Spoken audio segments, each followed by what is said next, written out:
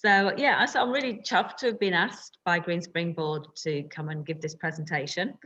It's doing great stuff. The website, the people behind the Green Springboard review eco-friendly products and services, and they take all the hard work out of buying green, so that they do all that comparison and checking. And so when they put something on the website that they can recommend, we know that it is green, and that our consumer choice is really helping to make a positive impact for the planet.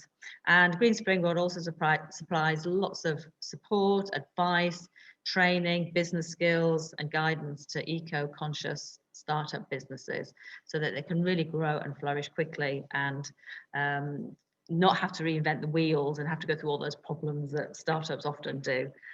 So yeah, it's really chuffed to be here and to give the presentation. So what we're going to look at tonight is how to tell your sustainability story. And basically, this is looking at how to turn all that fantastic green stuff that you're doing into really good PR that builds your brand reputation, makes people aware of what you're doing, and also helps you boost your business, because many surveys show that, as I'll explain later, people are wanting to do business with sustainable companies that are trying their best to be greener. But there is a way. It's not rocket science, but you do need to know the basic outlines of how to tell your sustainability story effectively. So I'm going to just share my screen and get the presentation on the go. So let me I've got to just take that back to the beginning.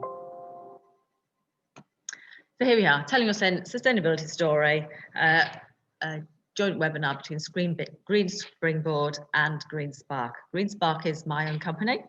It specializes in sustainability PR. So we work with companies and organizations, anybody basically who wants to put out a sustainability message.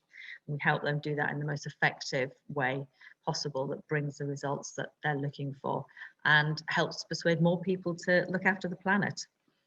So I'm Caroline Astrop, and basically I've been working in the sustainability sector now for 34 years for a whole range of different organisations. I started off in the Conservation Volunteers up in the northeast after attending Newcastle upon Tyne University, where I studied zoology. I then have worked for the RSPB. I've worked for the Wildfowl and Wetlands Trust, which brought me down to Gloucestershire, where I am now. I was Chief Exec of Stroud Valleys Project for many years, which is a local environmental charity inspiring and empowering local communities.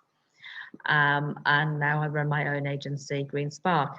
I've also been an environmental journalist. I worked at the BBC's Natural History Unit down in Bristol, producing a news programme about natural history and the environment for Radio 4, and also was a reporter for the Countryside programme on Radio Gloucestershire, which won a Sony Award for Best Magazine Programme in the UK. So I've got a mixture of environmental journalism, PR, communications, behaviour change, and I just love trying to persuade everybody else to be greener. So that's me. So just looking at the benefits to your company, you might think, well, is there any point in sort of trying to promote my green credentials, particularly if you're a company that is not primarily selling green products or services? But so many companies are doing lots of things. I've seen such a huge mushrooming of passion amongst businesses to green themselves from the inside out, to green their operations, to do whatever they can to reduce their impact on the planet. And the fact is that there have been lots of market research surveys done. And again, they're consistently showing that people want to buy from a company who is demonstrating their green commitments. 65% of customers feel that they should be purchasing items that are good for the environment and the society. Interesting, our approach to this is slightly different. It seems to be different in different countries. In the UK, we do something that's called choice editing. So when we go to a supermarket or a shop and we pick something off the shelf that is green or is saying it's being green, we want this supermarket or the shop to have done that work beforehand to check that it is green. so that we don't actually have to do it. Whereas in Germany, apparently they really like doing their own research, and they're quite happy to delve into all sorts of information about the company to make their own choice about who to buy from. But you know, we like that to have been done for us, which is where websites like Green Springboard are fantastic, because they're partly doing that role. They're looking at all those products and services that claim to be eco-friendly, and really looking at which are, and so when we look at their website and look at their selections, we can be sure that those products are helping to make a difference. Nielsen is a big market research, global market research company. They carried out, well, they carry out quite often actually, market research into sustainability and consumers' attitudes. But last year they released one called Consumers Buy the Change They Wish to See in the World. And that showed that 81% of people in this country are expecting companies to play their part in being greener as well. So as well as the government, other members, other bodies in society themselves, they also expect businesses to be joining in and doing whatever they can to be greener. And it's often thought, particularly after all these school strikes and Greta Thunberg, that it's mainly the young people that are driving this. Well, the research done by Nielsen showed that this is actually not the case. So up in the top left-hand corner of the screen there, you can see the Gen X. These, sorry, let me start again, got that wrong. Top right, millennials. So they're the 22 to 34-year-olds. And there you can see about 85% of them think that companies should be doing what they can to be greener, which you might expect. Top left, you can see this is Generation X. So that's the next age group up to about 45. And 79% of them think that companies should be doing what they can, playing their part. So again, you might think, okay, that's understandable. Bottom left, these are your baby boomers. These are your 45 to sort of 65-year-olds. And you see 72% of them believe that companies should be playing their part. And then in the bottom right-hand corner, you've got your silent generation. Now, I don't know why they call silent generation. It's a really unflattering name, really, because these are the over 65s. And I tell you, all the over 65s I know are anything but silent. But that probably just says more about the people I know. But you can see that 65% of them believe that companies should be doing whatever they can to be greener. So it really is across the board. So it's really worthwhile, your company, telling its sustainability story in a way that people can see and they can understand. And it's not just B2C, it's also business to business. This was a survey done by the UK Small Business Consortium, and they found that 43% of small businesses had been asked about their sustainability practices by larger companies further up the supply chain. So larger companies are pushing their sustainability commitments down the supply chain more and more. Because of course, if a large company is going to really honour its sustainability policies, then it's got to make sure that everything it buys or it has, whoever it interacts with, are also green. So this is why it's pushing sustainability way down the supply chain. Other surveys have also shown that a third of workers actually want their companies to be doing more to be tackling climate change. Ben & Jerry's, that well-known ice cream firm, who are obviously very vocal in all sorts of issues for sustainability and also social welfare generally, they found that their customers are 2.5 times more loyal because they know of all this work, this great work that Ben & Jerry's are doing to try and help create a fairer, greener world. And then 78% of employees, interestingly, would rather choose an ethical and responsible company to work for over a high salary. And obviously people need a decent salary. They need a salary that covers their costs and are going to give them a decent standard of living. But there comes a point when actually given the choice between an even higher salary or working for an ethical company, they'd rather go for the ethical company. And telling your sustainability story also gives you great PR opportunities as well. This is a company that I did some PR work for, both this April and the April previously. This is a company called MyPower, who are a solar power company specializing in designing and installing solar energy systems for the corporate world. And in April 2019, I helped them put out a press release about the end of the feed-in tariffs, which was a subsidy for supporting the development of the renewable energy sector. And of course, people in the sector just were horrified. So this is going to kill the renewable energy demand. But my power said, actually, do you know what? On the commercial side of things, we actually think this is going to be a really good thing. We don't want feed-in tariffs because it puts companies off. The bureaucracy puts them off from even thinking about solar power. So we got really good coverage about this. And really, if you're a company and you're talking about the sustainability work that you're doing and the ethical work you're doing, it almost puts you on a par with the charities in the journalists' minds. Not quite, because they know that the companies are obviously always trying to get free publicity if they can, but it does make them far more interested in covering you in the media, rather than just pushing you onto the advertising department. So of course, great things were happening, as we all know, around sustainability. We were making progress, and then this happened. And I just thought, oh, you know, this is it. This is just going to put everything on the back burner now.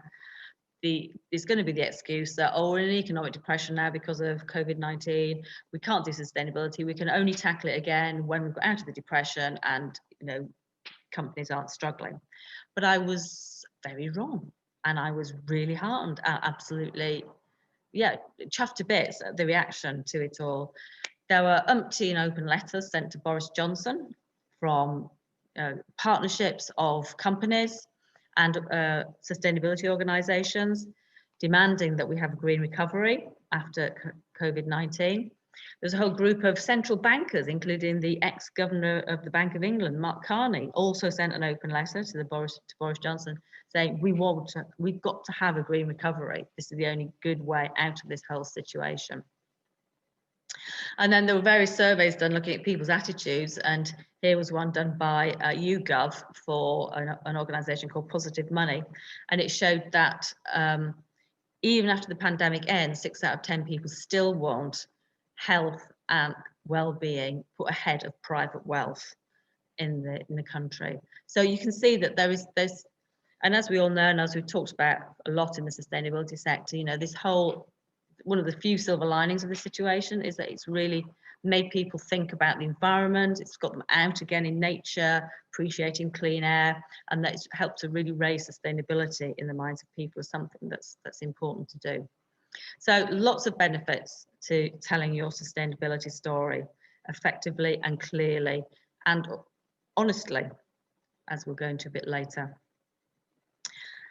One of the things I'm really interested in personally is the whole psychology of how people react to environmental messages. And in the past 8 to 10 years, there's been a lot of study done, a lot of research work done, looking at exactly how people do respond to sustainability and how to persuade them to be sustainable. Because there's a lot of willingness, a lot of people want to be sustainable, but sometimes there's a big gap between the intention and action. So there's been quite a lot of work being done to look at how you get rid of that gap and help people move from intention to actually doing something and making green choices. Now, there are a lot of models around, psychological models around about how people approach life and decision making and choice and buying. But they're often really quite complicated. I mean, I know one of them has got 16 different subcategories of how people respond, so whether they're early adopters or, at the other end of the spectrum. But this one piece of research work came along, which I really liked and really resonated with me. It's called Rethinking Consumption, Consumers and the Future of Sustainability. And what it did was it looked specifically at sustainability, how people react to green messages and how to press those green action buttons. And I liked it because it actually divided consumers into 4 categories. It was a big global study. They interviewed thousands and thousands of people in 6 countries across the world, including the UK. And they asked them all sorts of questions about their attitudes to sustainability, their buying habits, their own personal interests, really delved deeply into people. But they realized they could split people up into 4 categories. They also asked them about what would persuade them to choose green when buying. 75% said as long as the performance of the green option was the same or as good as, or even better than their usual non-green option. 63% said, well, if you have more information about how this choice, this purchase is going to be helping the planet and making me contribute more positively to sustainability. 64% said if they could believe the green claims, they wanted somehow of knowing that when something's claimed to be green, that it actually was. And 70% said that if it costs the same or maybe even less than their usual purchase, then they would be tempted, but they didn't want to actually pay a lot more for it. And then the 4 groups that the study could put consumers into are as follows. Now, nobody would probably be in just one group. You might straddle a couple of groups, but it was found that people had tendencies to be put in a particular group. The first group were the advocates, and these were 10% of the consumers in the UK. And as the name suggests, these are your real deep green people. These are the ones who are passionate. These are the ones who've probably been campaigning since before it was even known about the problems that we're facing and how we need to look after the planet. And they just want to be green. They want to know that they're reducing their impact on the planet as little as possible. And they're very much about what's in it for we. So they're very much your altruistic lot. They're very vocal. They'll take companies to task if they think they're greenwashing, but conversely, they also really want to help companies to be green as well. So they would happily take part in helping companies test products, test prototypes, give feedback, all voluntarily, because they're just so passionate about the subject. The aspirationals, who are 35% of consumers in this country, they want to be greener, but they don't quite know how. They're the ones who really need a lot of guiding. They're not passionately involved like the advocates are, so possibly wouldn't do their own research. But for them, their peer group's really important. They want to be seen doing the right thing by their peers. If their peers are doing it, they take notice of that, and they're really heavily influenced by those key figures in their peer groups who are the influencers. Their favorite pastime is shopping. These are your followers of fashion. They love style, they're interested in fashion. These are your followers, basically.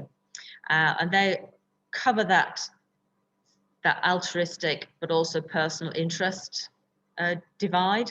So whereas the advocates are what's in it for we, because they want to think about how they're helping everybody else in the world, the aspirationals are what's in it for me and what's in it for we.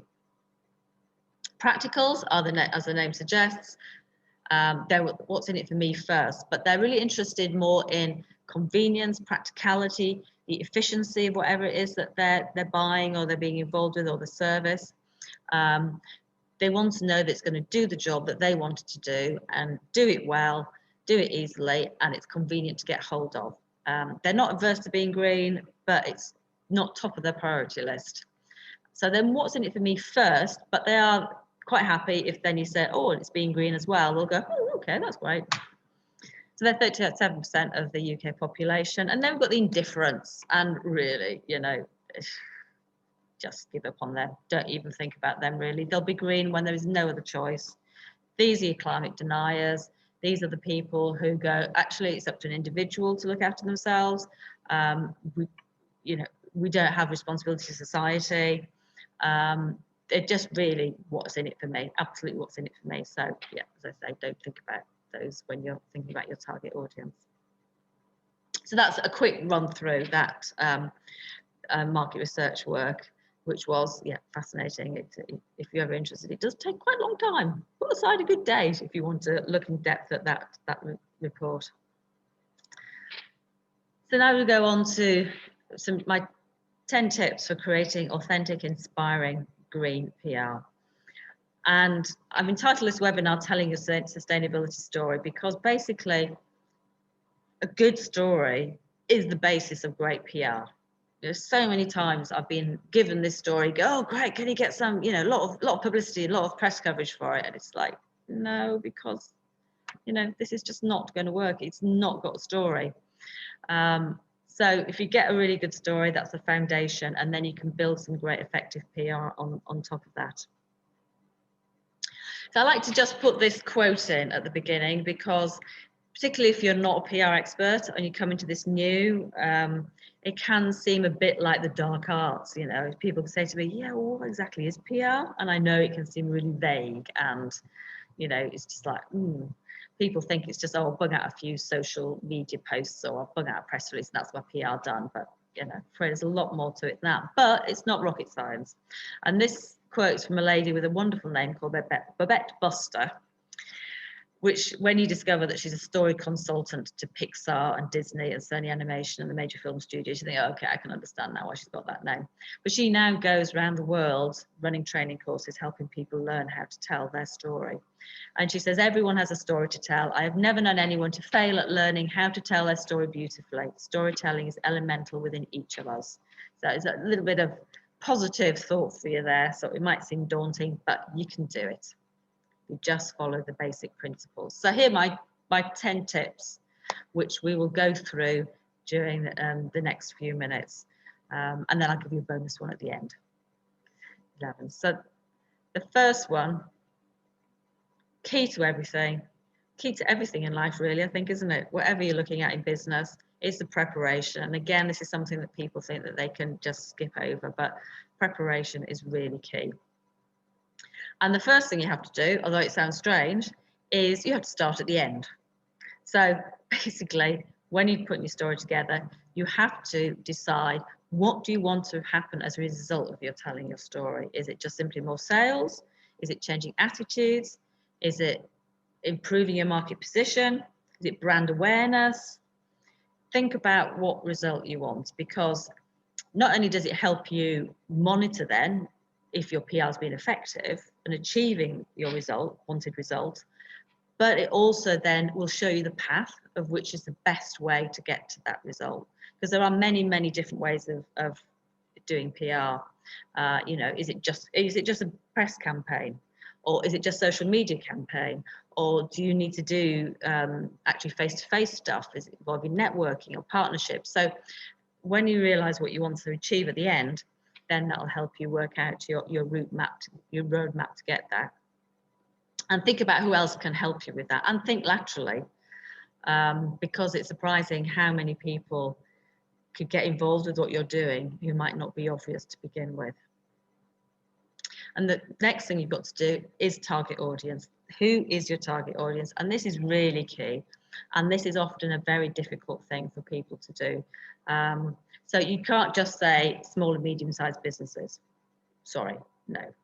There are about 40,000 of these in the country. No, actually, there's more than that. There are 6 million businesses in the UK, and actually 89% of businesses in the UK are classed as small and medium-sized businesses. So you can't just say it's SMEs. You have to really drill down as much as possible to find out, you know, paint as detailed a picture as possible of your target audiences. And by doing that, you can also then set up a priority list. So it's really tempting to think that you've got to target every audience all at the same time, but you don't have to. You can go just for one target audience for a while, and then when you feel you're really cracking that, then move on to your next target audience and work with that.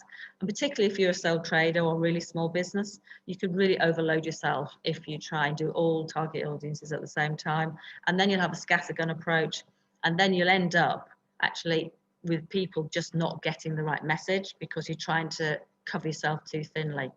So really, really drill down to that. So this was Pond Watch, was a campaign I ran at the Wildfowl and Wetlands Trust, and we had the figure that 75% of ponds for wildlife in the UK had disappeared in the previous 50 years, and we wanted to obviously reverse that. So we were trying to encourage people to make ponds for wildlife, protect ponds for wildlife, really get inspired by them. But because that's, you know, we couldn't just do the UK public. That's a bit too big. Particularly, it's just me on my own running this campaign. So I split the target audience down very carefully. So we had homeowners who had gardens. So they had the space to make their own wildlife pond. We then had farmers. So we targeted farmers because obviously they have land where they could make ponds, and they often had old ponds which were getting silted up and grown over, and which would need management. We then had community groups.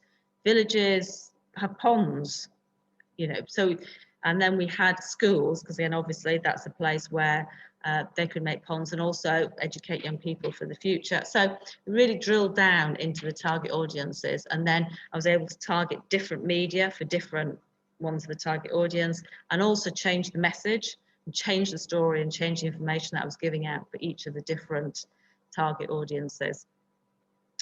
I did end up with a mailing list of 55,000 people who promised to protect their ponds for wildlife. So it did work quite well, I have to say. So when you've got your target audience clear in your mind, put yourselves in their shoes, really try and get under their skin and understand what they think about sustainability. Where are they in terms of knowledge about sustainability, what you're offering, and so therefore, how much work do you have to do to get your message out to them? Do they know everything? Are they an advocate? Do they just know a fair amount? Do they know nothing at all? And this will again alter the story that you tell and the different stages of telling a story. So for example, with that Pond Watch campaign, we discovered that people love ponds. They know what ponds are already. They love pond wildlife. I used to get loads of people sending me letters, because this was quite a while ago, sending me letters or phoning me up saying, I've just seen the first frogs of the spring this year and it's fantastic, or, I've just seen the first flowers. They just wanted to tell me about their pond. After we ran the Pond Watch campaign for a few years, we then started to develop a wetland campaign. I did some market research with a couple of universities looking at people's attitudes to wetlands. There we found a completely different attitude. People thought that wetlands was nature gone wrong, basically, and they thought wetlands, we should fill them in and do something useful with them, like put a pond in them. It was like, no, please. So there we had to actually start right from scratch. We had to start from that basic message of what is a wetland and why is it important, and this is why you should care about it. So we actually launched the campaign at a very plush restaurant down in London, as we persuaded one of the up-and-coming chefs at the time to actually create a whole buffet of food that came from wetland ingredients that originated from wetlands. So there we had to start right from scratch. And we used the food because that was something that everybody's interested in and everybody knows about. And it provided interesting stories to go, do you know those carrots that you're eating every day? Do you know they originated from a wetland plant? So we had stories that could make people go, oh, wow, that's interesting. So think about where they are and think about what they would really like to hear. So what an advocate would like to hear will be different to what a practical person would like to hear. An advocate would want to hear about how it's helping the planet. A practical person would like to hear how it's making their life easier, how it's going to do the job that they need it to do, and how efficient it is. So think about that. This was the Festival of Manufacturing and Engineering here in Stroud, which I handled the PR for that for 3 years. When this had quite an interesting brief as well. It was like, change everybody's attitude towards manufacturing and engineering. It's like, oh, okay, then that's not too difficult. Because basically, people had this attitude that manufacturing was dirty, oily, smelly, and that was a very outdated image. But it was having an effect on the recruitment of new staff into the whole sector. There were about 55,000 engineers short. I think we are still roughly about that short in this country. So the aim of this festival was to try and show people that manufacturing and engineering is actually fundamental to our everyday life. And it is actually 21st century. We now use computers and all sorts of machinery to make all that stuff. And 25% of people who live in Stroud are actually employed in manufacturing and engineering. And we have got an incredible heritage. The lawnmower was invented here. The adjustable spanner was invented here. If you ever play tennis with a tennis ball, that covering will have been made here. And if you play on a snooker table, the covering of that will have been made here. We've got massive heritage and fantastic stories. It was a PR person's dream, really. But again, we split the target audience up into primary school children, because we discovered that primary school children actually start thinking about their future careers that young. We then targeted local businesses. We targeted careers teachers, because we found out that actually there are quite a lot of careers teachers are still telling, particularly women, that this is not a job for them. And only 17% of people who work in manufacturing engineering are actually women. So that was something else that needs to be tackled. So we really fine-tuned the target audiences. And then they had, as part of the week-long festival, they had a day expo where lots of local companies were invited to come along with exhibitions and particularly hands-on stuff and activities. The first year the year before I got involved, the Public Expo had about 200 people come along during the day. So we needed to really do something about this. So the festival was moved so that half was in February half term and half was in the week just before. And the Public Expo was moved to the February half term, when people are looking to actually keep their kids amused and might not have gone on holiday because it's February. And I persuaded, after a lot of hard persuading, the committee agreed to hire the lady who's on the right, who's Fran Scott. She's the resident scientist on CBBC, which is the children's channel for sort of like, supposed to be sort of like 8 to 15-year-olds. So again, that target audience that we were after. And we came along, she did this fantastic exploding science show, lots of flames, lots of dry ice. Scared the managers of the leisure centre where we ran this silly, because it was like, oh, we don't normally allow dry ice in our sports hall. Oh well, never mind. But and then we did lots of publicity, but again targeted. We targeted primary schools, because lots of them have their newsletters going out to parents, so we got them to put stuff in their newsletter. The local press was great, got loads of great stories in there about it. Lots of advertising around the place, banners, big banners put up in town. And so the expo then got 1,500 people, at least 1,500 people came and visited during the day. So, again, that's just an example again of thinking carefully about your target audience and thinking where they are on that knowledge learning journey about the subject. Other thing is to make sure that you actually walking the walk. There is a lot of greenwashing around, as the organisers of Green Springboard know, and they're trying to do their bits to help you avoid that and work your way through the mire. But there is, if you're greenwashing, if people feel that you're not doing what you say you're doing, particularly if you're trying to be sustainable, then that can really backfire. And those advocates are very vocal, and they will take companies to task if they think they're not being true. So your communications and your story have to be honest. And this is something that sustainability and the move to be more ethical has generally brought in. And I think it's something that most mainstream PR and marketing companies don't understand yet, because they have been known from time to time to perhaps, stretch the truth a little bit. Oh, heavens, did I say that? And I don't think they quite realise that you really, if you're being honest, if you say you're being ethical, you actually have to be honest. Then comes in your planning. When you've done all that basic preparation, you've then got your planning. And this is the phrase that is embedded in the DNA of all PR people and journalists. This is taken from Rudyard Kipling's poem, The Elephant's Child. I keep 6 honest serving men. They taught me all I knew. Their names are what and where and when and how and why and who. So you have to answer each of those questions. What is it you're offering? Where can people get it? When are they going to be able to get it? And that also thinks about when on their buying journey as well that they are too, as well as where physically they can get hold of whatever it is you're offering. How do they get hold of it? Why are you and what you're offering better than anybody else? Why should they come to you rather than a competitor? And who's involved in this? So it's that's you as a person giving out the offering, but also thinking about who is your target audience too. And then I add another one at the end, which is the and wow.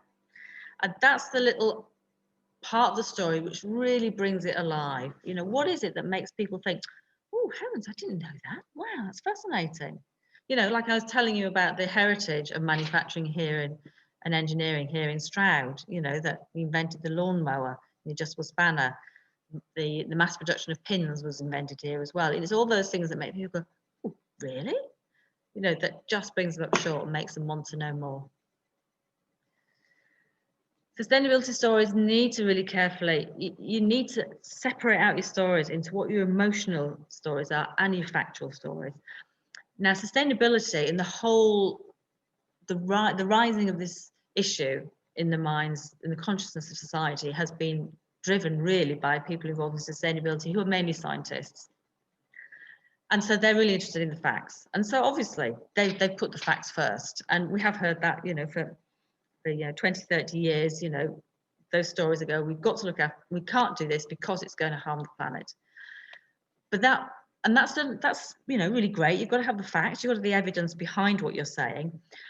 But we've not done such a good job of connecting people emotionally to the whole sustainability issue. And this is the area where I would take sustainability to task. You know, we're too busy getting on the moral high ground, going, we've got to do this because it saves the planet. Well, you know, as I was trying to show you through that work, looking in the psychology of green, there are lots of people for whom that doesn't really resonate. But emotions do, and people buy from people. That's one of the guiding mantras of PR marketing. You know, you've got to put that human element into it, so that people connect with things on a personal level, and that's by connecting with the person they're talking to or through their emotions. So you need to look at how you can split your stories up into both things. So I call these sort of like the human aspects of your sustainability story and the non-human. So the emotional things is very much controlled more by the right brain, the right side of your brain, and the practical, factual, knowledgeable side of things is controlled more by the left side of the brain. So try and split your story up into those two different aspects, and you know, use those different aspects, mix them up a bit, so that, you know, sometimes you're putting out your more emotional story, which will then connect with people who are more your aspirationals, and then put out maybe a non-human, a more factual story, and that will connect more with practical people.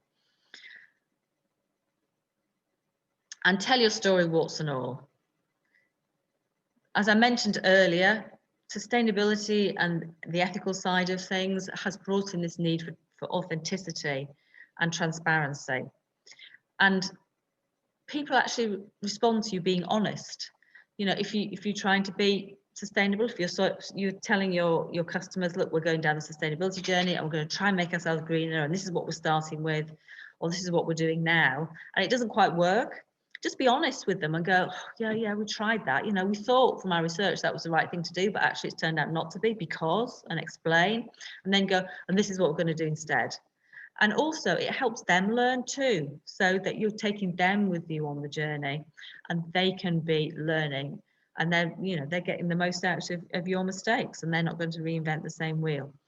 But it also shows your human side again. And as I was saying, people respond to other people and that human side of the story. And it shows to them that you're just being honest. And so they'll be less likely to suspect you of greenwashing and feel that they can trust what you're saying. Don't try and tell your story all at once. It is very tempting. And this happens sort of generally, not just in sustainability, but when people do their publicity or their PR, you know, in all sorts of sectors. You know, they try and tell you the whole story at once, and then they get it all out there, and then they come and sit back and go, okay, what we're going to put on social media next week, you know. But and also there's another saying in PR marketing that people can only remember maybe one or two messages at most. So if you give them a story which has got lots of different messages, they'll only probably remember the last one or two. So keep it simple, and just really try and keep one or very most two messages each time you put out some publicity or PR and put out your story. So take that big story And anyway, we all know how complex sustainability issues can be. I mean, even those who've worked in sustainability for a long time, God, you know, it can still be really confusing. You know, I just learned today from talking to somebody who's a company that's developing a new revolutionary type of flip-flop.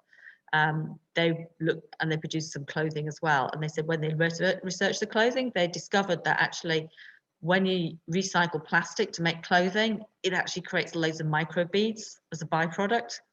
And you go, oh no, but I thought, you know, I've got a fleece that's made out of plastic. I thought that was a great thing to do. And, you know, so it can be really confusing for those of us who've been around in the sector a long time, let alone the public. So take that big story and split it into what I call lots of little chapters. And when you start planning your chapters, again, think about whether or not you've got to go right back to the basics and explain what you're doing and why it's important, or whether you can just launch into, you know, just telling people straight away what you're doing and they know all the background already. But yes, split it up into lots of little chapters. And even if you think your story is quite a small story, think of it as like a booklet then. You know, you can just split it into a number of small chapters for a booklet. And that can then form the basis of your PR plan. Because you don't want to tell all your chapters all at once, and you can tell your chapters over a long period of time. So it actually helps you to make your PR task easier and simpler because you're splitting it up in bite-sized chunks. So, you know, you might think, well, you know, what can I talk about in terms of sustainability? You could talk about your supplies, for example. You talk about all the different things you have, the stuff you use in your office, your equipment. You know, if you're using flowers decorations or giving out gifts as part of an event, you know, you could talk about their green credentials. So you could bring in your suppliers and the backstories as well. So, for example, there's a company in Gloucester, near where I live, and it's called the Ethical Addictions, and they produce coffee. But they buy their coffee directly from the coffee growers out in a lot of developing countries.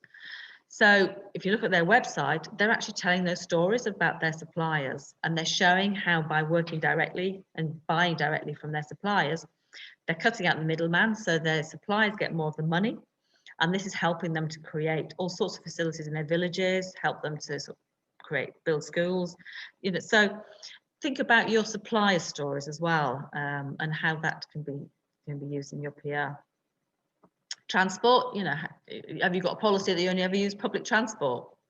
You know, take a selfie, a photograph of yourself standing by a bus stop. About 18 months ago, I ran a workshop with one of my associates who's a sustainability consultant. So he helps businesses look at how they become greener.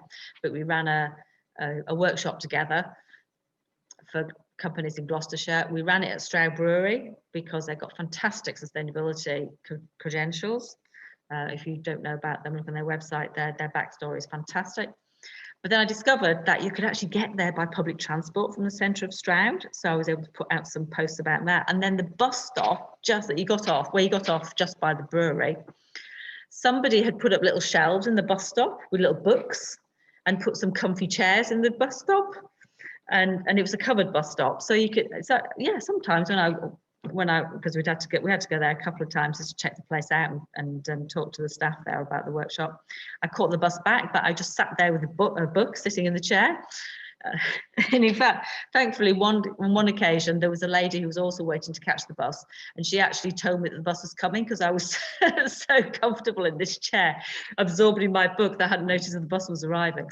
But I took a photograph of that bus stop and said, hey, look, you know, if you come here by public transport to our workshop, this is a great bus stop that you'll be able to enjoy whilst doing that. So think about all little sort of like quirky things like that as well. Waste. What happens to your waste? You know, are you really proud that you don't send anything to landfill? Talk about what you recycle, all sorts of things like that. Food and drink. If you're running an event, I mean, I haven't said here about events, but again, talk about the provenance of your food and drink, where it comes from. You can tell the stories of any farmers who you might buy directly from, the producers. You know, think about all the wider story than just yours. Communications. For example, I use this one here.